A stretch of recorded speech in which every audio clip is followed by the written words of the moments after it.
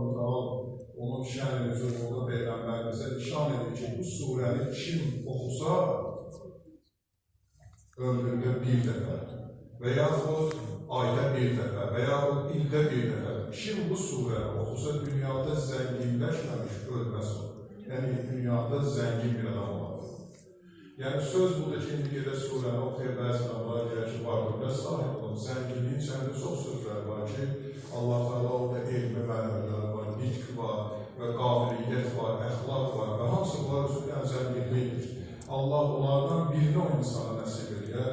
Amma Səd surəsinin şən-i nüzulunda çox mərhələlər var ki, buyurur, bu surəni oxuyan bir gün Sirat köprüsündən çox rahat keçir. Həzrət Peyğəmbər sallallahu aleyhi və səlləmin gözəl bir sözü var. Allah'ın Resulü buyurur ki, Allah tərəfindən onu möhtərəm müminlər. Bugün sizin üçün hər biriniz üçün bir sual olaraq və zehrinizdə bunu xırdalayın. Yaddaş olaraq qalsın. Allah mütəal Peyğəmbərimiz buyurur ki, bir gün deyəcək bütün insanlığa, bəşəriyyətə, mən sizin deyim, mən sənin deyim. Dünyada sən hara gedirdin, mən sən deyim. Və sən kimin deyim? Yəni, yalnız sənin fikrin dünya həyatında Allah'ı düşünmək, Allah'la razılıyaz etmək və yaxası qeydələdi, bir anda ahireti düşünmək. Bizim dünya həyatımız hər birimiz üçün bilirik ki, uşağından böyüyünə qədər fani bir həyat yaşayır. Amma əbədiyyətə qoşulmaq üçün bizim bu məclislərimiz xüsusi bir əhəmiyyət kəsb edəcək bizim ahirətimiz üçün.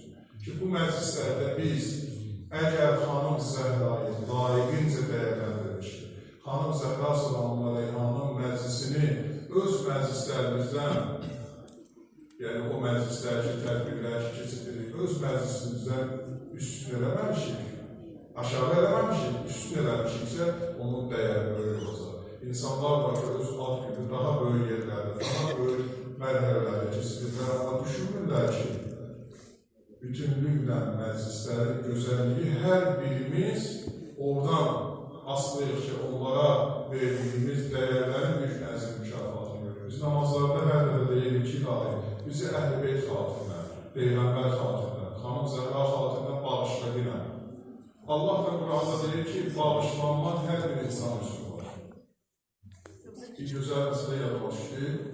Bir cahil insan, nə qədər deyirlər ona namazdır, oruçdur, deyir ki, mənə çatmırlar məsələdir.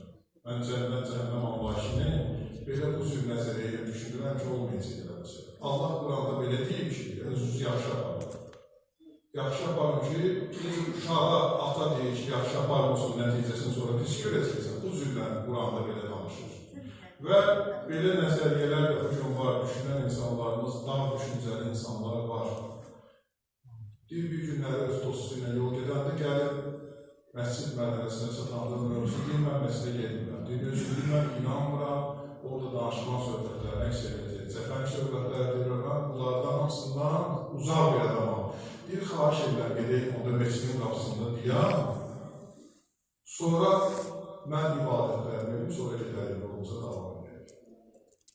Deyil, yaxşılar, sən mənim dostuna, sən tutub edək. Yəni, ibadət vaxtı, ibadət edeyim onun dostu və uzaqlaşırlar. Peyğəmbərimizdən hədislər ki, çalışın, dost tutmalı da elə dostlarla dostluq edin ki, onlar sizi Allah'a xatırlasın. Onlar zəhaləti, günahı, haramı sizə göstərməsin. Və elə adamlarla dostluq edin ki, onlar daima sizin yanınızda olur, Allah sizin yanınıza düşsün. Amma bu bəndə bunu istəyir ibadəti getirə bilir. Və zaman gəlir ki, dünyasını dəyişir. Dünyasını dəyişir, cahil insan Allah tərəfindən hesabat sorduğundan, hesabatdan sonra isə bir söz deyir mələklər, sənin yerin əbədi olaraq cəhənnəmdir. Sən Allah sədasını, azan sədasını eşitdin, məsələ gəlmədin, Quran sədasını eşitdin, iman getirmədin. Nə qədər deyildi, uzaqlaşdın və biz səyin edik, sənin fikrin dünya idi. Dünyaya ömrünü həsələdin. Bir vaxtı belə, dedi, mən nərət edib, əbəd olaraq cəhənnəmə gedirəm. Deyir, nə gözlər? Cəhənnəm də Allahındır, cənnət də Allahındır. Yəqin ki, Allah bir gün o cəhənnəmin odundan məni bir gün uzaqlaşdırır. Deyir, bir neçə mələk baxdı, təbəssüm elədi, dedi, nə bedbəxtdən anlıyor. Cəhənnəm əbədi olur və orada nə od azalır, nə də çoxalır. Bir mərhələdə yanacaqsın. Və bunu deyir, aparırlar cəhənnəm əzabına deyir, birdən üzün çevirir, arxaya baxır, deyir, niyə üçün narahatsan? Deyir, niyə üçün narahat? Deyir, narahatçılığın bilirsən nədir? Deyir, nədir? Deyir, mən bir gün dostumla məscidə getdim, ömrümdə bir dəfə məscidə oldum. Məscidin qapısında dayandım, orada axund belə bir söz deyirdi. Allahın rəhməti mənə heç vaxt naumid olmuyor, Allahın rəhməti var. Mən deyir, onun rəhmətini axtarıram. O sözü, bir dənə sözü mən hərk elədim beynimə, indi Allahın rəhmətini axtarıram, istəyirəm ki, onun rəhmətinə yetişim məndir. Allah da rəhm eləyəndir. Allah öz mələklərlə nişan verir ki, onu cəhənnəm odundan uzaqlaşdırır. O mənim rəhmətimdən naumid olmayacaq, deyə o da mənim deyir. Ona görə Allah bizim ibadətlərimizi qəbul eləsin. Bu əziz gündə hər birimizin valideynlərimiz, böyüklərimiz ki var, necə onlara ehtiramla yanaşırıq, onlara hörmət yanaşırıq, onları dəyərləndiririksə, ən böyük dəyərimiz anamıza razı Allahdır. Ən böyük anamız dünya və ahirətdə bizim əlimizdən tutacaq və bizlərə Allah nəsib eləsə o xanımı görsək, bizlərə yetişən o xanım olacaq, Allah bizi o xanımın dünya və ahirət məqamını bizə nəsib eləsin və dəyərli ilahiyyət